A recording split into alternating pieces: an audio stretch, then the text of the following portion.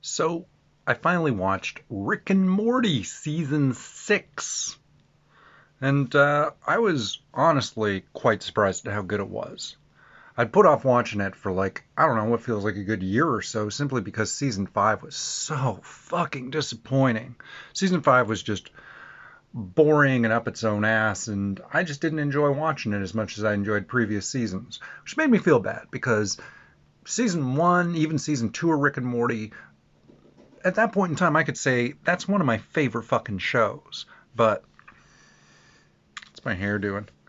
My hair's doing something weird, that's for sure. It's funny. The show calls itself out for something that I hadn't realized. I think when I was trying to criticize Rick and Morty in my head or try to figure out what was wrong with it, I got a little too up my own ass. And, I got real well, it's about character development or it's about these sort of things. It was at the end of the day, Morty ends up calling out Rick in the way that I think a fan needs to call out the show, which is to say, it had gotten boring.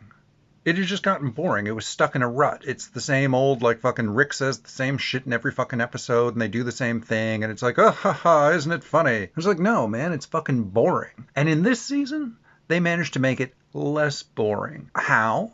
By doing things I didn't expect. Let me give you an example. Something I really don't like is, let's say, the Michael Bay Transformers movies. When you start a Michael Bay Transformer movie, you know exactly how it's going to end. There's a good guy and a bad guy, and then when the movie ends, it's because the good guy beat the bad guy, and you know that's all that's going to fucking happen, right? That's a bad movie in my mind. One of my favorite movies. Let's compare it to Pulp Fiction. What the fuck's happening in Pulp Fiction? It opens up with two people having a conversation inside a restaurant. You don't even know who they fucking are. You don't know who the protagonist is. You don't know who the timeline is. Every time something fucking happens, oh, Bruce Willis is a boxer who's gonna rip off a mafia guy who is paying him to throw a fight. There's no reason. Oh, well, logically, they're going to wind up in a sex dungeon in a secondhand store getting fucking horribly abused by crazy hillbillies.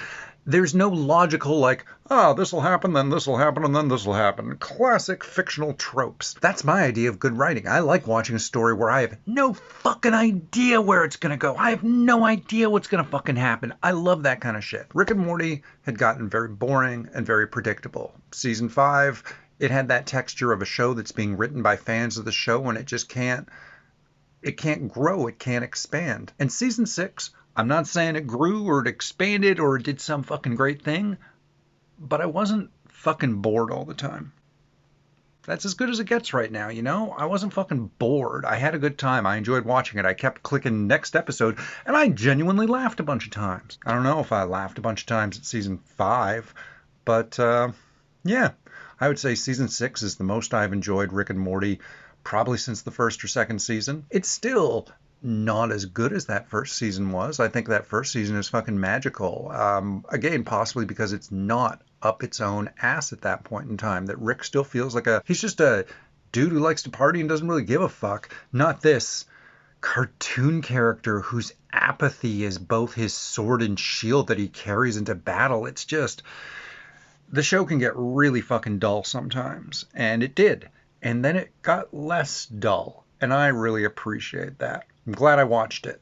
It fucking sucks that the voice actor is sort of an abusive piece of crap, sort of, allegedly. Those are the words you got to use for this.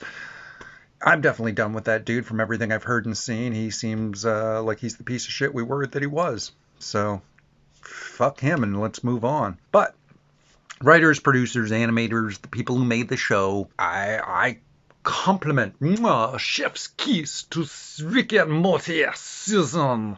What is it? Season 6. Is that offensive? Is that I'm Canadian. I'm doing a French Canadian accent. That's not offensive, right? I don't fucking know. Anyways, glad I watched it. I'll watch it again. I definitely enjoyed it more than the last season and probably the season. I'm really glad they didn't do too much of the fucking. We jerked Rick and Morty off every time they did oh wow, it's a sad song and Rick looks sad. Oh, this is the greatest thing I ever seen. And then they started sticking it in every fucking second episode and it stopped being special. I'm glad they stopped doing that. I hope they don't do it anymore because I'm fucking sick of it. Do something new, Rick and Morty. That's the only way you'll succeed. Keep doing something new. Anyways, that's all I have to say about that. Mabel. Mabel, you got anything to say about that? Mabel don't got nothing to say about that. She the toughest dog in town. Oh, I'm sorry, baby.